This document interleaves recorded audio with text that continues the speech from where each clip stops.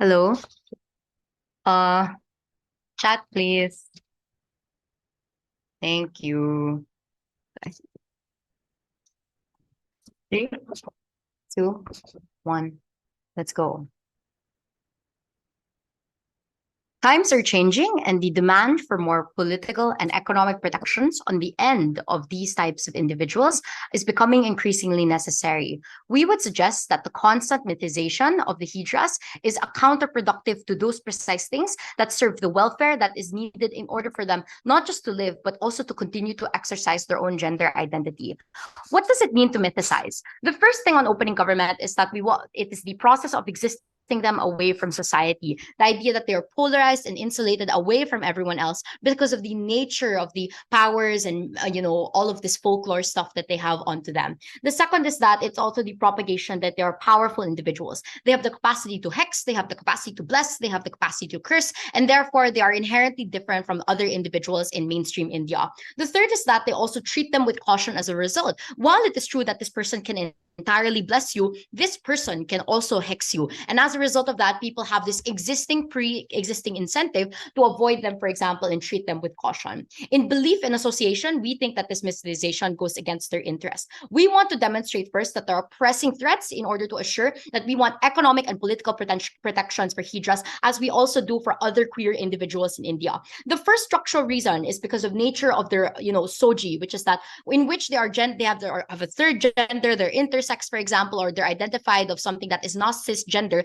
They are already predisposed, especially in the rural northern Indian areas that they come from, to already be predisposed not just to overall discrimination, but discrimination that manifests in actual physical violence that directly affects them. The second thing also is that there's a decline in popularity in their services and the exclusive things that they provide. So all of this blessing and all of this cursing, while individuals may still to some degree believe that it is true because they're superstitious or they want to, or for example, err on the side of caution, the general use case across India for a lot of these blessings and these curses is declining over time as people become increasingly more scientific, secular, and the like. What this means is that there needs to be new avenues open for these people to gain political capital, but as well as economic power. And we think that is not done in a world wherein they are mythicized. The first reason and argument for this is because it is counterproductive to their welfare. There are 3 levels of context from opening government. The first is that a lot of these people are largely marginalized, and this is because they are situated in specific parts of India wherein the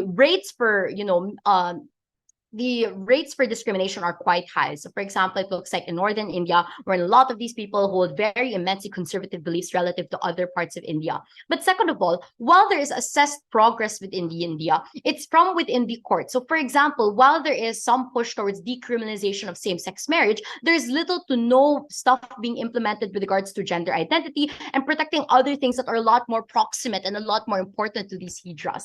But third, we would suggest that the mythicism deprives them of being able to achieve these legal protections. Often the association with blessing, cursing, witchcraft, hexing, etc. makes people believe, for example, that they're individuals that they don't want to be approached to. So as a result of this, not only are they considered in political discussion, but it's also very difficult for actual stakeholders or people within politics to interview them, to have focus group discussions with them, to have an idea of what they need in order to be protected legally, because people believe that if they go within 1 foot of them, they risk not just being blessed, but they also risk being hexed and cursed. There are 3 competitive effects as a result of this. The first effect is that it is interpersonal. The fear of everyday people to be possibly hexed or cursed by these individuals increases incentives to isolate and not talk to them.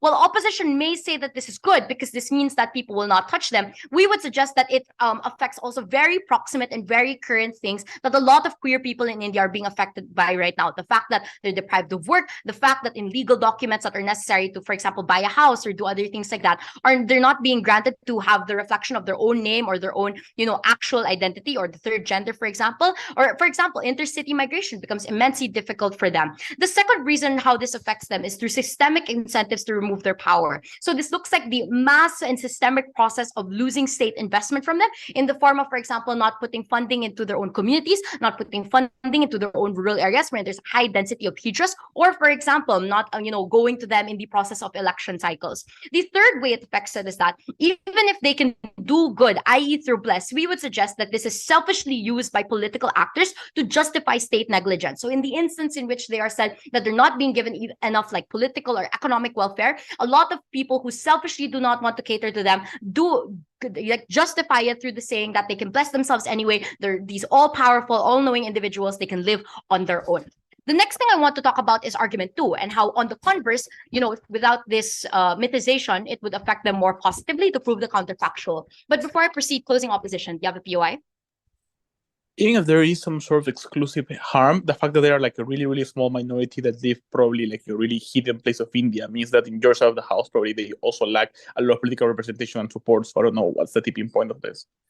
So if the approach from closing opposition is to argue that there's such a small minority, you don't need to represent them in mainstream world anyway. You can't eradicate the fact that they're hungry. You can't eradicate the fact that they have houses that they need to pay possibly rent for. You can't eradicate the fact that people within their area could also possibly break into their houses, break into their communities, invade their private spaces. This is why, above like all the stuff of insulating them, political and economic interests take precedence over those two things. Next, let's talk about how it affects them more positively. The first way it will affect them is because India, especially now, it makes it easier for them to sway politicians, especially in the context of India, where then there are different cities in different regions because of the nature of how big the country is, means that even at the local level, even in the national level, a lot of politicians do currently have an incentive to cater to people, that can create voting blocks for them. So insofar as, they're, pulled away from the idea that they're so mythic, it becomes easier for politicians to see them as a viable voting block, which opens a discussion that allows them to express their interests or their political and economic, a lot of stuff that's being deprived from them in the status quo.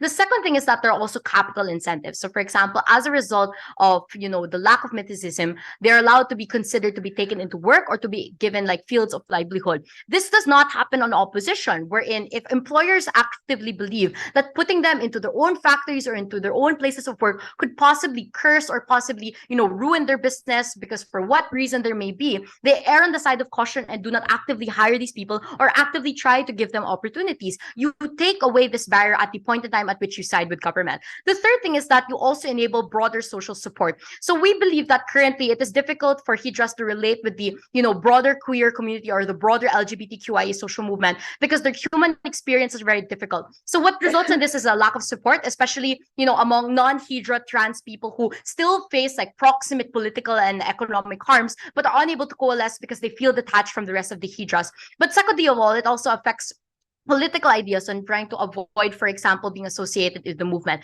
We think you erase this completely once you side with government.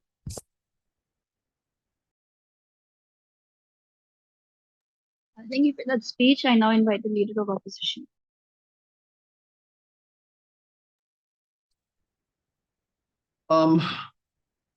Audible? Yeah, all good. Great. POI verbal. Take one from opening or closing if I have the time.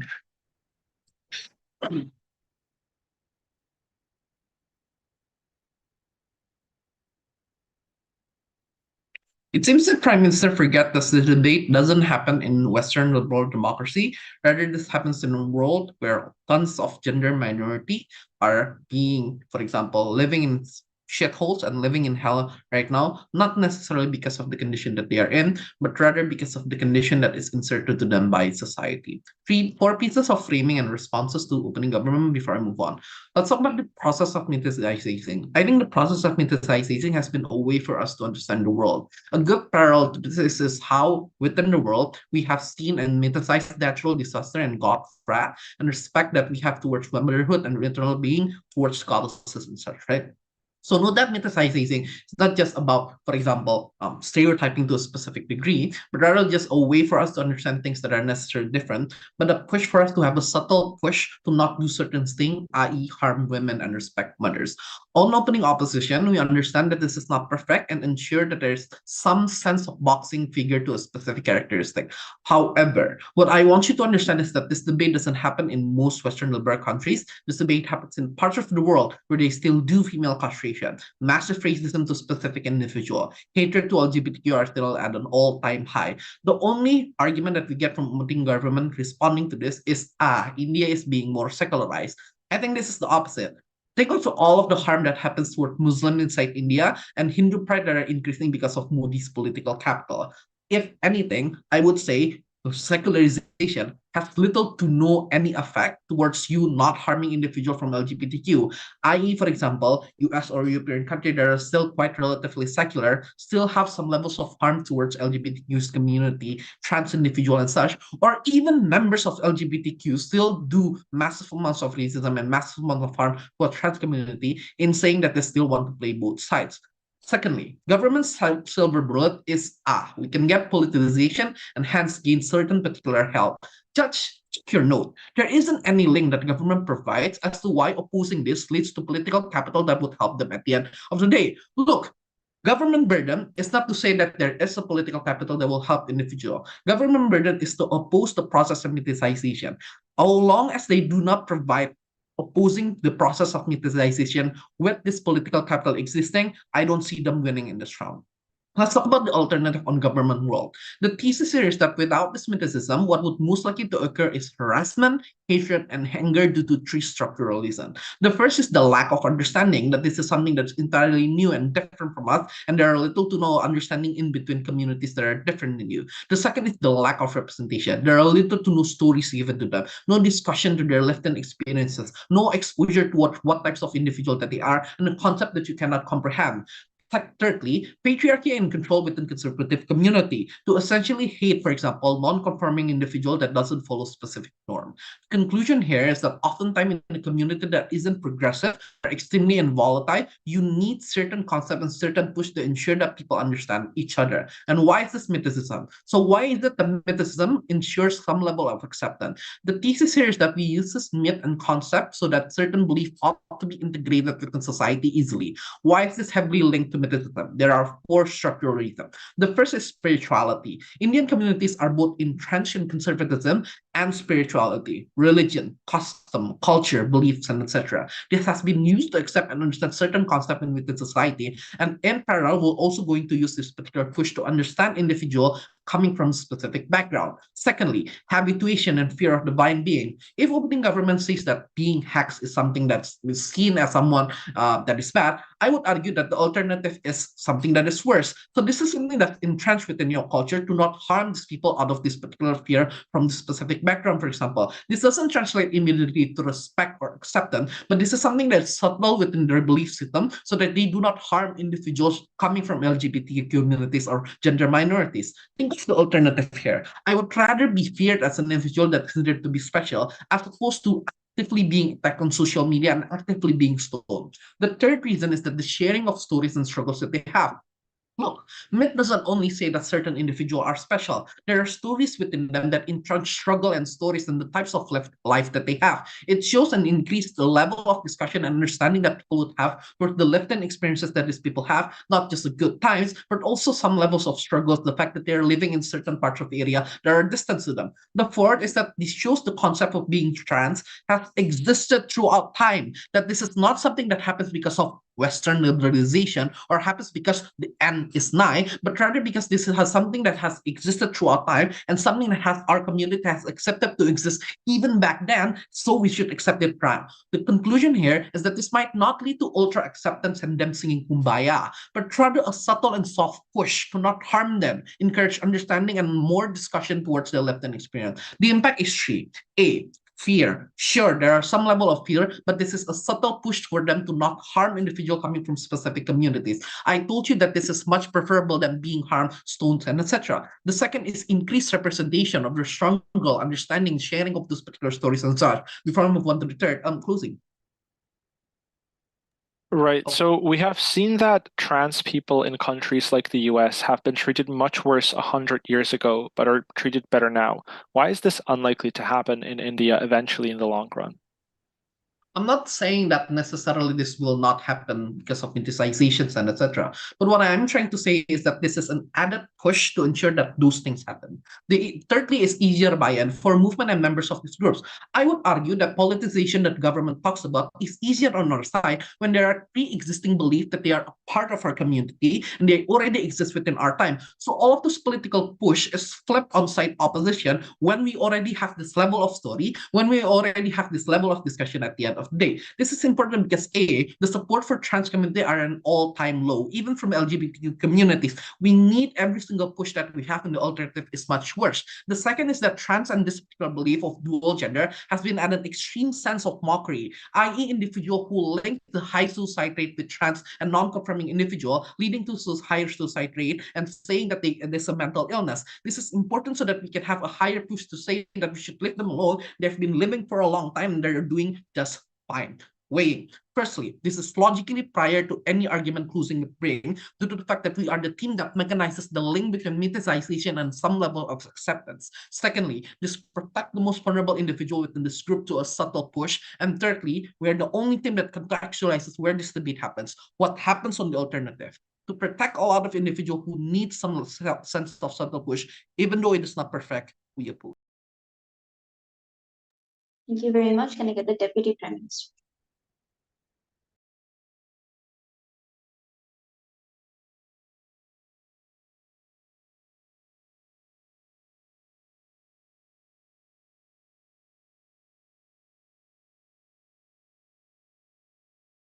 Hello, can everyone hear me? Yeah.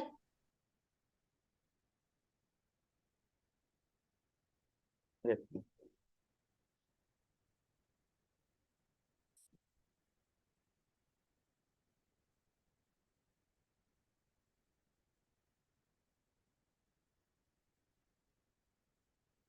gonna start my speech in 3, 2, 1. So I think the first thing to talk about with opening opposition is they explain that India is becoming more religious and therefore we're going to want to cater to them more. And this will also respond to the PY from CO that says, but there's not much of a difference in this debate anyway. The first thing I want to note is that saying India is becoming more religious is insufficient to provide this context. Because these people have been grown up in communities that are significantly marginalized, the version of religion that exists in these communities is often not the same as the version that exists everywhere else throughout India. In fact, what that entails is that it is more likely that their identity is seen as an affront to the kinds of religion that they believed for a long time. And that's because this is a pretty common concept in a lot of different countries. In the Philippines, we had our version of this. It's called the Babaylan. Oftentimes, these are incredibly indigenous versions and interpretations of religion that do not and are unlikely to change with how the rest of society's religion has changed. And therefore, there are conflicts and disagreements with how to interpret their religion. And that's important because if you claim yourself to be a particularly powerful figure in a place where they care significantly about religion, they might see it as an affront to their own beliefs. And therefore, this more religious context does not actually help their case. Secondly, why is it that local communities are likely to be able to take these people on to a significantly greater degree? There are a few reasons. The first is that people are not just like their genders and their identities, right? They're a bunch of different things. And oftentimes it's the push to be able to get people to do things like engage in other community kinds of activities, to be able to do things like work in the area, for example. And that's important because the reason they cannot do that today is out of fear. You fear that they will hex you. You fear that if you do anything to them, they might fight back and do something against you. And what that entails is there is a significant lack of integration from them in more like, and it's not even like broader India and urban society, right? We're talking about nearby local communities that might have greater access to things like social services, maybe a little bit more developed in the communities in which they come from. And that's a significant difference already in the quality of life they live. Secondly, is a lot of these areas oftentimes need greater amounts of labor because they have a lack of capital, a lack of ability to get more people on. And therefore, when small businesses need to be put up, you need to be able to encourage more people to come by to both patron and serve as people that are going to be within their business. But thirdly, is that you need to be able to get votes, especially if you're a local electorate. The problem on their side of the house is that it's not just that you can't vote on their side. It's more so that you will lose votes when you cater to the Hijra community because you're making a community that is vile, that is potentially evil, that can already serve themselves more and more powerful by catering to them and wanting to be the local leader that is going to want to give them more rights, etc. And therefore, you lose the existing base, which may be a greater amount of people. We think on our side of the house, when they are seen as the average person, they can act like any other demographic, where being able to cater to them no longer comes at the trade-off of a population that is so afraid of what they could possibly do if they get someone that they wanted in power. All of these are positive incentives to be able to change India today, but none that exist on opposition. Secondly, I want to explain why they're treated much worse. And there's a significant difference here. Even if it's conservative society, there is a big difference between people that don't like them and people that are willing to attack them. People that are willingly want to engage in hate crimes on them, raid their houses, for example. And there are three things for this. The first, Bay already talks about it. It is fear. It is you thinking that they might do something to you, and therefore you need to be able to ensure that you isolate them, that you don't include them, and therefore there are active incentives to marginalize their rights. But secondly is self-defense. If you got sick, and oftentimes that's what happens, right? People associate sickness, people associate these things with hexes and curses that someone might have put on you. The wanting to be able to get self-defense, revenge on these people and blaming them when clearly they would not have caused this upon you, they don't have these powers actually, is likely the reason that you're willing to engage in hate crimes on them.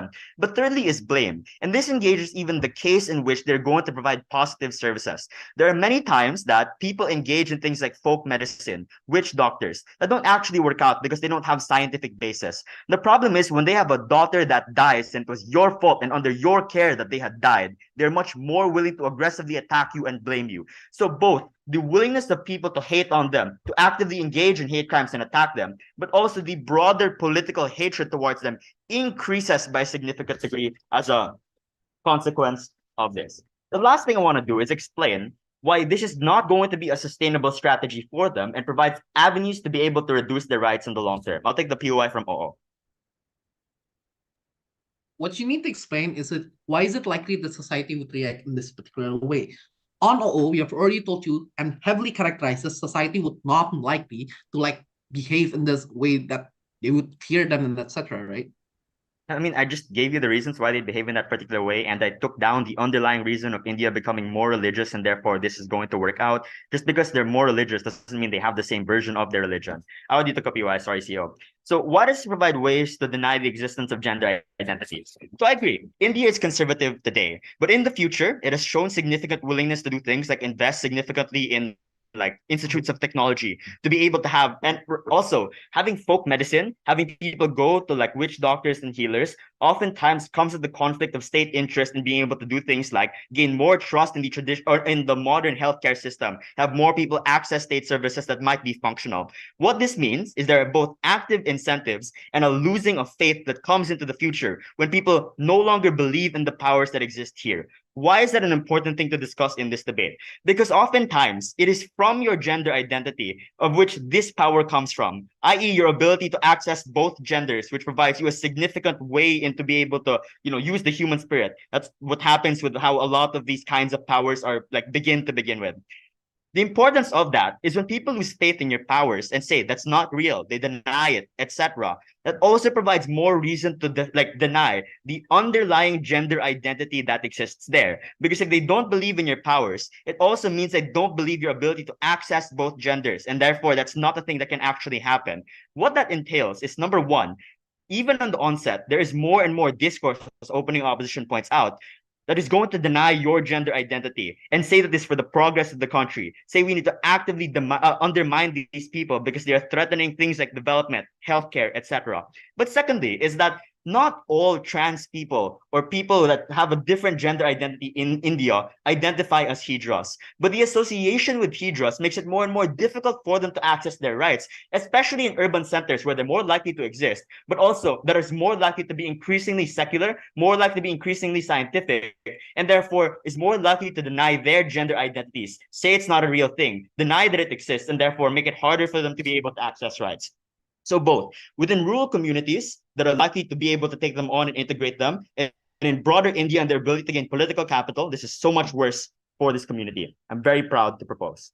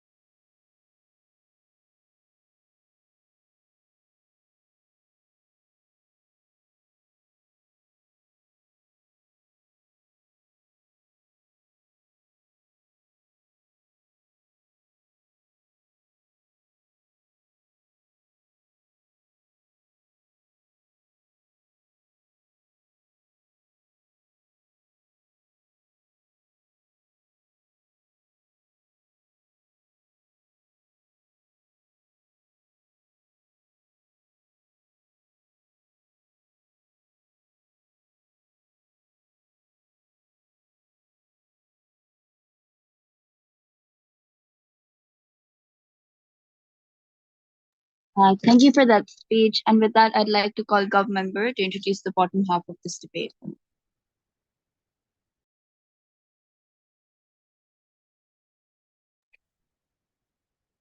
All right, POIs in the chat, please.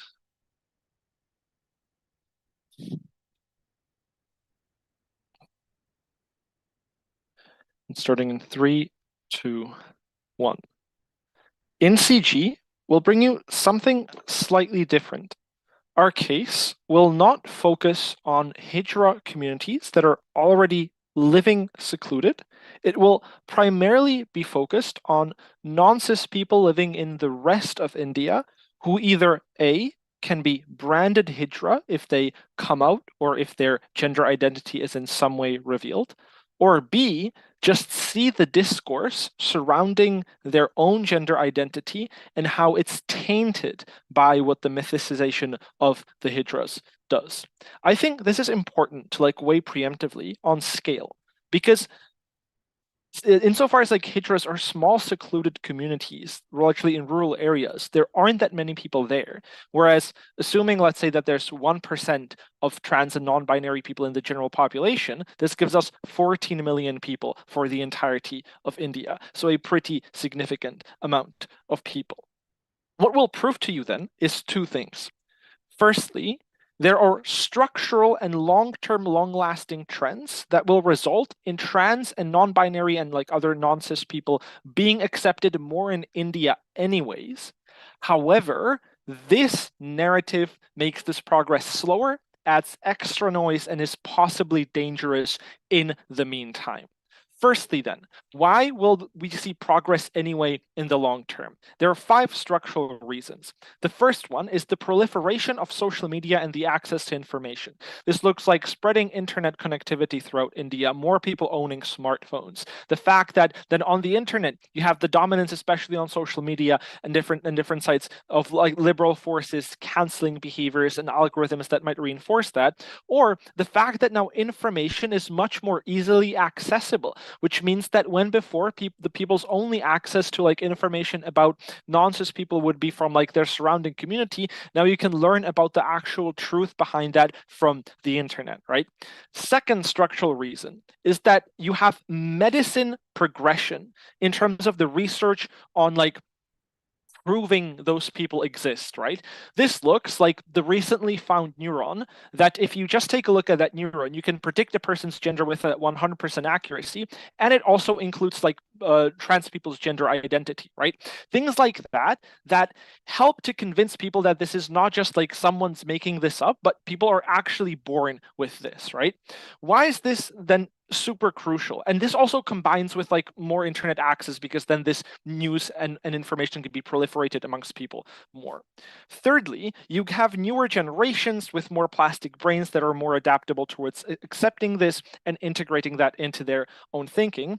Fourthly, there is just going to be, in the long term, in the next 10, 20, 30 years, as time elapses, more and more discussion surrounding this issue, right? Since we know that these people exist, have rights and everything, in general, the more you discuss this, the more you are likely to come to the conclusion that this is the case as a society, right? The intuition pump for this is, if you would have a debate these people should have rights, OG wins all the time, right? And you eventually, or Gov wins all the time, and you eventually then progress to this as society. The last reason is that you have also pressure from outside forces, right? Like the US, also organizations like the UN or the World Health Organizations that are trying to enfranchise the rights of those people. How does then the mythicization of Hijras undermine this, or slow this, or is actively harmful? Firstly, and this is extremely important, it clumps nuanced and different diverse groups under one umbrella term. An example of this is that some people are born with their gender identity, i.e. you're born trans, you're born non-binary, whereas others, which are also clumped as Hijra, are not born, i.e. eunuchs.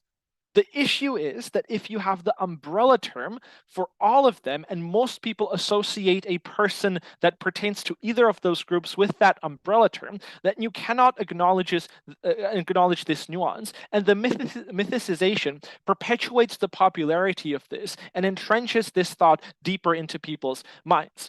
This is relevant because you need to acknowledge that many nonsense people are born like that in order to give them many benefits, which I'll talk about later. Secondly, though, it adds extra false noise to the 5 processes that I have just described previously, right? Because to either form of discussion or discourse on social media or wherever, once you have an extra opinion about, these are actually Hijras and whatever, blah, blah, blah, and they like hex you or whatever, you are unable to progress. Not only that, but it's also harmful for non-cis people currently, right? The fact that if they come out and their grandpa will bombard them with this bullshit. The fact that even if they don't come out, they see this everywhere around them in media, the ways in politicians talk, or the ways their friends and the people around them talk, which is still extremely harmful. Before I continue with the impacts, I'd like to take OO. I just want you to consider how possibly low impact this case is when the stake is either being attacked or protected. But B, how inexclusive this is. Our case in protection and acceptance still works for a lot POI of is a point of information, not points of information. So to the first one, which is the only one I should respond to, no, it's not low impact. Now I'll explain why. So what is the outcome of this? It hurts the needs that non-cis people have and the ability to satisfy those needs in turn, right? And even if they would eventually be satisfied to some degree anyway, doing this 5 years earlier is still a massive fucking thing because that's 5 years of additional suffering that those people have to go through. Right? How does this look? Firstly, accepting the nuance and the truth behind their identity, which looks like not misgendering people or not having like false discourse about who they actually are, and being more acknowledging and respectful in that way. This is crucial because the people that we're talking about are the most vulnerable groups in society, the most susceptible to be victims of things like suicide, exactly because they're constantly bombarded by society by messaging that isn't actually true about them, right? Secondly, though, it's also things like access to medical care, right?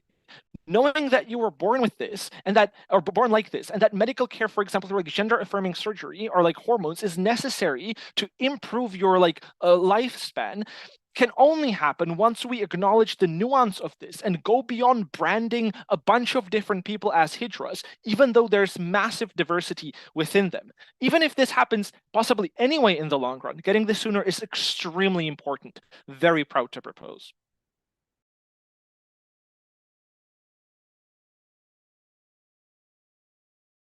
Thank you for that speech. Can we get the member of opposition? Yes, am I audible? Yes. Thank you. I just want to say, I'll set my timer on. I'll like the POIs in the chat. I just want to say I'm happy as a non-binary person and as an anthropology student to be debating this motion. So yeah, I think I'm all ready. I'll probably take 1 point from opening at around 5:30. So just I'll begin the speech in 3, 2, 1. There will be 3 main pushes from closing opposition. The first one is how do people actually react to mythicism, and especially people who are closely related to this minority group, right? Secondly, I'm going to explain to you how outsiders are probably going to contribute to this population and to normalize queer identity. And lastly, I'm going to explain why specifically trans and non-binary people, as myself, need specific figures like the ones represented by this minority and their mythification, and why is that really, really good for empowering their identity and trying to heal their wounds, right? Firstly, and more importantly, why is clear we need to respond to this point on how like magic and things like that can affect the way these people are perceived, because I believe that OO doesn't respond to the main analysis from OG, and specifically why these people will be actually rejected when they are seen as weird and probably as a threat for their lives, right? So we're going to run an extensive analysis on how are likely to be perceived and why that is better for them when they are mysticized, right? A lot of things here. Firstly, notice that people in this kind of communities or who live near these minority groups tend to normalize believing into magic and and tend to accept magic as one part of their daily lives, right? The idea that magic could be really threatening to you happens when this is something that is an outside factor and you don't know the rules of it, right? Most religious or like spiritual systems have a specific and strict set of rules on when specifically probably you use your magic or when specifically you can use some specific like spiritual power, and people tend to grow up knowing this, and therefore they don't perceive this as a threat because firstly they're used to seeing it all the time, secondly because they accept cognitively that this is not dissonant with, like, for example, I don't know, scientific method and all of that, but thirdly, because they understand that these people don't tend to use this like indiscriminately, right? Secondly, and this is really important, notice that in a lot of cases, probably hate and the threat of it is used with an educational factor. Notice that in every single part of the world, religion and things like that are used by teachers or parents to promote the idea that hazing is probably the threat of you being a bad person, right? This means that, for example, the stories and the examples that are going to be used is that this minority group is using hazing when they see, I don't know, somebody stealing, things like that. They do this because they don't want people to steal. So this is a really good disincentive, right? Notice that this is good, right? Because most people have a being good bias, right? I tend to ask, tell myself that I'm a good person. Therefore, if I get near a person from this minority, I don't feel threatened because I don't feel I have done anything that can cause specifically harms, right? Because the main narrative that I've been taught is that only bad people are probably going to be controlled by them, right? This means that probably I don't look them with fear, but probably with a specific need for myself, right? And this is really important.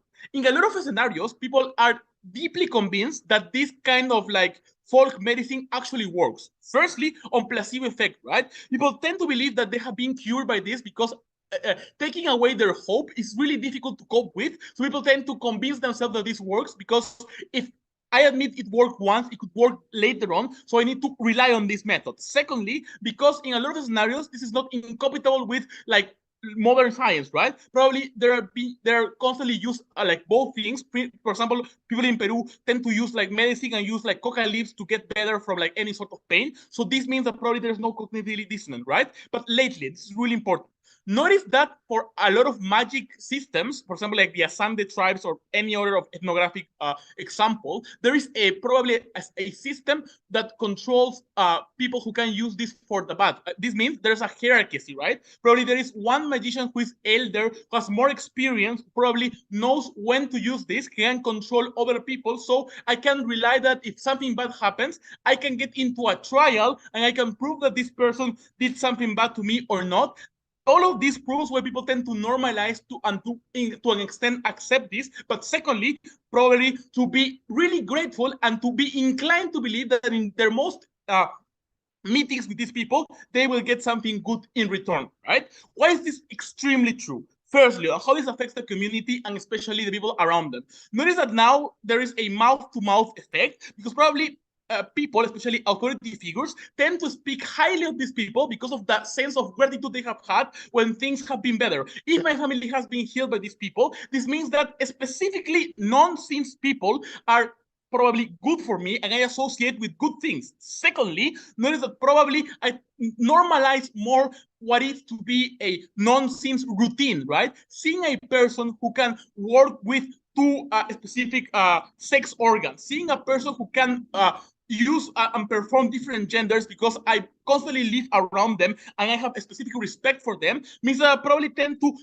stop seeing this something that is outside of myself and I transmit it to other people. This means that probably people can contrast their problematic views. But lastly, and this is the key impact here, why do trans and non-binary people feel much better in our self-house? Notice that for a lot of us, narratives of heroes and talented people from our communities do not exist. We have been constantly silenced by the state. This is accepted by all the debate. This means that having queer people who have a central role in creating good and express agency through their gender identity is emotionally empowering for people, right?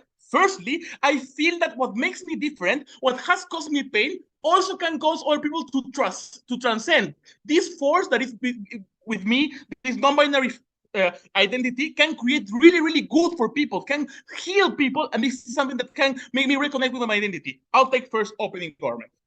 So this case assumes that this works. When we said because it's unscientific, it's more likely to fail, and they're more likely to be associated with curses and more evil forms of practicing this myth. That's not how magic works in any case. And most people tend to believe in science and in magic at the same time. You're relying on a really that's not how real people work. They are much more nuanced in the way they see magic, right? Lastly, notice, I can now feel a spiritual connection that can be reinforced, for example, by the rituals that people do.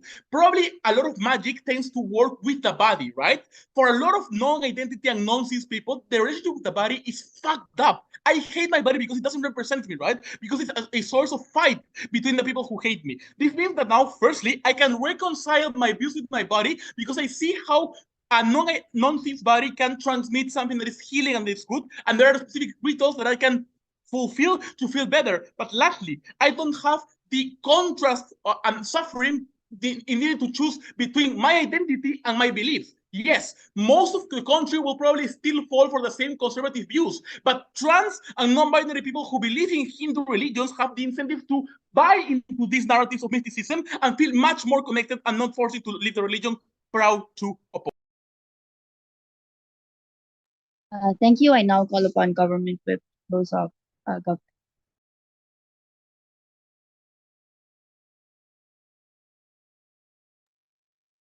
Am I audible?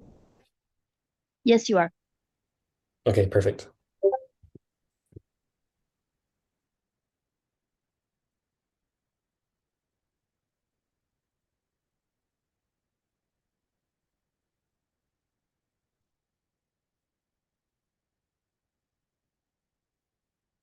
Alex's extension is so far winning this debate for two reasons. First, I think it's the most charitable to both of the op teams in that it doesn't assume that the response to a Hijra religion or the Hijra people will necessarily be a violent one based on hexes, right? It still applies regardless of the information that you have about Hijra in that it is about muddying the discourse. The second reason why it applies is that it necessarily bypasses certain attacks that are lobbed at OG by OO, right? So that we are providing the rebuttal that is necessary in order to fill in OG's own case. I'll go team by team, beginning with OO. First, OO says that the mythicization necessarily helps this group because it allows them to be normalized within society for a couple of different reasons. They say, first of all, myths are stories and show struggle and the acceptance of these people over time, right? First of all, this is a pure assertion that these myths of struggle necessarily need to be positive, right? I don't understand why a myth of a struggle cannot necessarily include these people acting in certain evil ways or casting hexes on people. So I'm not quite sure why the myth of struggle has to be one of good against evil in which the Hijra are cast in a positive light. So I'm not sure why it's a good thing. The second thing they say is that it shows existence over time. So we know that it's a natural phenomenon and that non-cis people are a natural thing that we should accept, right? I think that it is far better to acknowledge that trans people and non-cis people have existed over time without it being connected to the Hijra people, right? You don't necessarily need to show that that these people have existed over all time in connection to the Hijra. You can just do this by saying that they have existed over time. Second response to this is that because something has existed for a long period of time doesn't necessarily convince someone that it is a good thing, right? We have evidence of homosexual behavior existing for thousands and thousands of years, but it doesn't convince the average homophobe that this is a good thing, right? Third thing,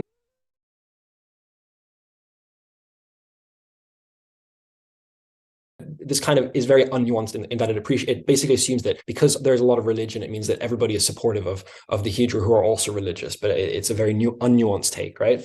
The second thing that they say is that we need to, as a gov team, prove that there is political capital for these people absent of this myth, right? And I think there are a couple of reasons that are in Alex's speeches for this, right? First is just the spreading medical awareness of the differences between queer people and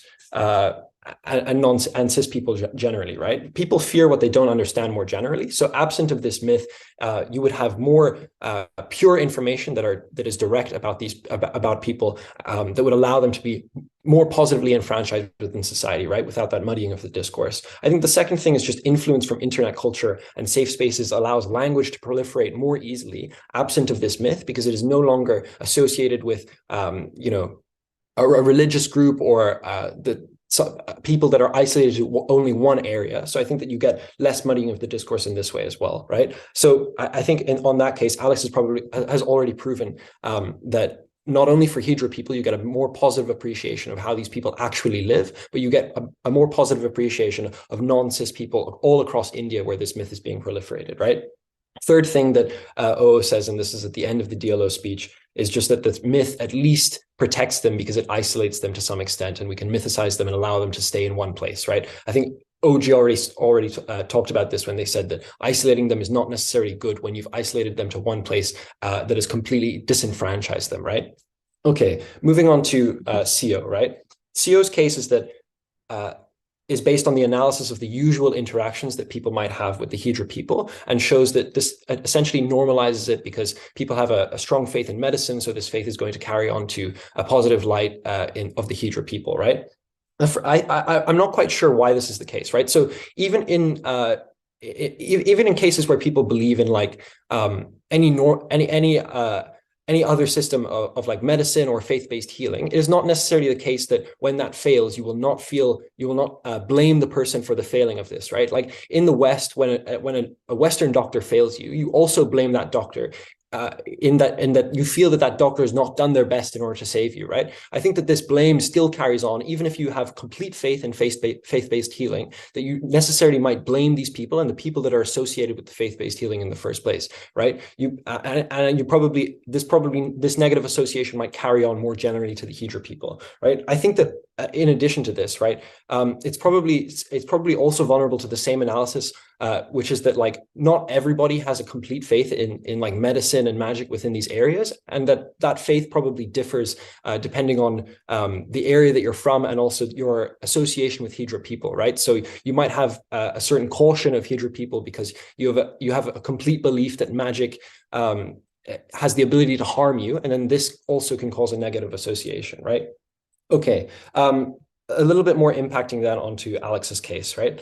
I think generally the impacts of our case are have a very low burden of proof, right? We already know that to some extent the appreciation of non-cis people within India is gradually improving over time, as we have seen over the last 15 years. People are gradually becoming more enfranchised, and you have a much larger number of trans people coming out in India than you did previously, right?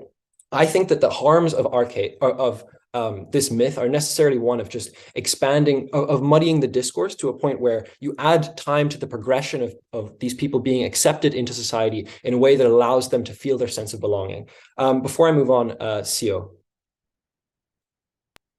So in magic relies on the idea of belief. If it failed, it's probably because you didn't believe as much. So people don't blame the ones who have like the power because they want to use it again. Well, I don't know. I feel like I feel like that's not always the case, right? Like I have complete faith in most systems of medicine, and like I still wouldn't be entirely sure of like the people that administered that medicine in the first place, right? Like you can still have some form of skepticism over whether it works and connect that to the people regardless of your faith in the medicine in the first place. Okay. What is the added time? How does the added time to the discourse necessarily affect trans people? I think to the first case, right?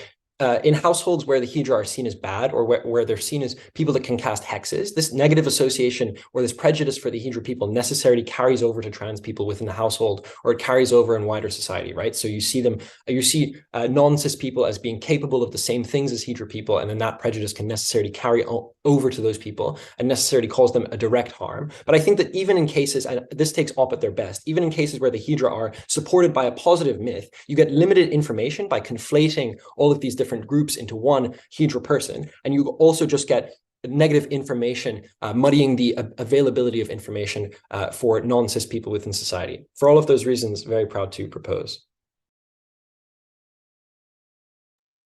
Thank you very much. And now to close the debate, I call upon the opposition.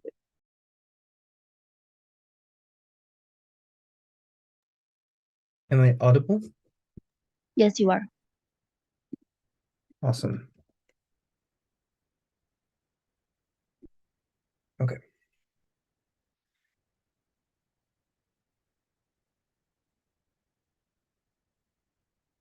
In my country, the gypsy community is quite big. The other day I was with my friends in the park, and we passed by a gypsy lady, which had cards to read our fate. And the reaction of the group of friends was diverse. I thought it was pretty cool and I wanted to get close to it, but not get my fate read myself. My friend did want to do that. Another one thought this was from the devil. We had to run away, just get the fuck out of there because it might be dangerous. We might get a curse or whatever.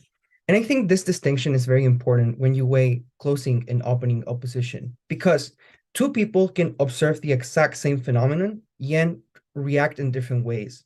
The first level of analysis in this debate is descriptive on how this phenomenon of mythification looks like, but then how people react to it was the critical part in which OG, particularly in the DPM speech, pushes with responses against opening opposition. And they just kept repeating parallel analysis that didn't actually engage with Mikko's responses as to why the most likely reaction was that. That's the characterization battle that decides this debate. So engaging with that from closing opposition takes us over not only opening opposition, but opening government.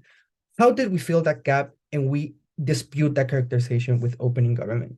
We said firstly that you have information about when, how, and why this magic is exercised. That directly engage with DPM responses. The idea of self-defense is predicated on you feeling that you're being threatened by this, to the extent that magic is a normal thing and that you believe that it's constrained by a certain set of rules, you're unlikely to feel that you need to exert self-defense in the first place. Secondly, the idea that you have to isolate them because they might do bad is responded by Mauricio's second mechanism, which explained that people have a self-morality bias. You want to feel that you're a good person, so you don't feel like you are in danger close to these people because you haven't done anything wrong. That's how most people rationalize. Thirdly, the idea that I'm going to push right now has to do with CG's response that we get and how we deal with that. CG says, you know what, CO's cases relied on this actually working. I think that's the idea that OG pushes in the POI as well. And then when it doesn't work, then you just blame them. I think comparing this to secular medicine, it's an error because it doesn't work in the exact same way. You have many reasons to just rationalize in such a way that you don't blame the actual person exercising the magic, but you blame other causes that are external to that. Why? Firstly, because of the placebo effect. You know, maybe it doesn't actually work, but it might work, right? In our countries, for Peru and Chile, it's very normal that we take a bullshit tea that our abuelitas gives us that doesn't contain any medical properties, yet you do feel better after 3 or 4 hours. Your headache does go away, your tummy ache does go away, because you just convince yourself that it works. So it might work in more instances that the doctors and the scientists from CG wants you believe. But if it doesn't, then what Mauricio said enters, right? Because if you are surrounded by these sorts of beliefs, it's very easy to be compelled by ideas of, maybe you didn't believe enough. And that's why it's different from a doctor. You cannot believe enough in aspirins. You cannot not believe enough in injections, but you can not believe in something that's supraterrenal, right? That's the key distinction with what closing government says. I think that should take our extension to a winning level. But now, on a point of weighing, which is particularly relevant in this debate, what Mauricio tells you is actually independent of how people react. So we won that clash that was the main contention on top half. That's why opening opposition is out against us. But now, we have a clash, we have an argument that impacts on the non-cis people in this country, regardless of how the other people react. What Mauricio tells you is that identifying yourself as a Hijra gives you the particular benefit of exploring your body in a way that you didn't before, because the phenomena of gender dysphoria may cause you in many instances to A, not want to see your body, B, even if you do see it, you see it with hatred instead of loving yourself. So to the extent that you associate it with positive things, which is something that you're likely to do if you are interacting yourself with this narrative in isolation from how other people do so, then you're likely to find there a massive benefit that's very, very important. And I'll posit that the most important benefit in this round, because it stands completely independent of the other clash, because you're not constantly interacting with people every day. You're not interacting with cis people that will talk about this particular issue all the time because of what Mikko says, right? Because people are more complex and you're not talking about this particular identity all the time, but you are spending your time with yourself every day for the rest of your life. So having something that helps you conciliate your body and your mind and your spirituality is actually pretty good. So we win the debate 2 times. Now, let's take closing government out of the debate more specifically.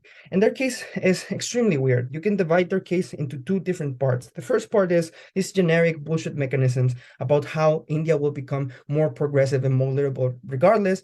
And then the second idea on how this stops that process. I'll tackle the second part because if the first part is true, which I think it's still parallel analysis as to the framing that opening opposition has, then what will happen is that this debate is fairly irrelevant because we'll get to those impacts in like anyways. And I'll highly doubt that this is the tipping point to push this away too far, right? But now let's tackle the mechanism that they gave. This is super bad because it creates an umbrella term that doesn't allow you to understand the nuances. Yeah, guys, but in a context where information about these communities is unavailable or is very limited, umbrella terms are actually beneficial because it's a first approachment to this, and that's a good thing. I'll take opening if they have something. 3, 2, 1, closing. Look, people believe in magic that stems from so many more sources than just from the Hijras. Your case is so marginal because they can find other sources of the impacts that you claim. Which ones? Why? How? It's a nice assertion, very desperate, since you didn't respond to the actual extension. But even if that's the case, then those people are not interacting with them. Nevertheless, if they don't believe in this source and they believe in other ones, then the motion doesn't make sense because they're not mythifying these figures, right? So irrelevant. Now, umbrella terms, yes.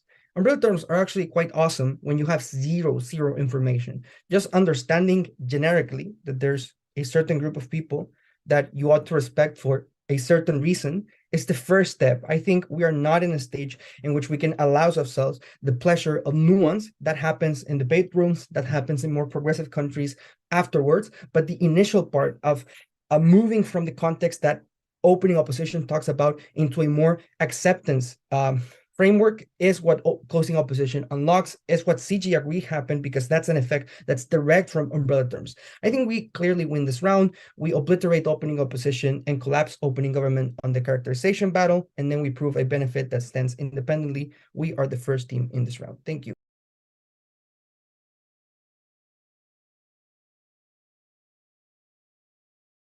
Thank you very much, and I thank everyone for this debate. I request everyone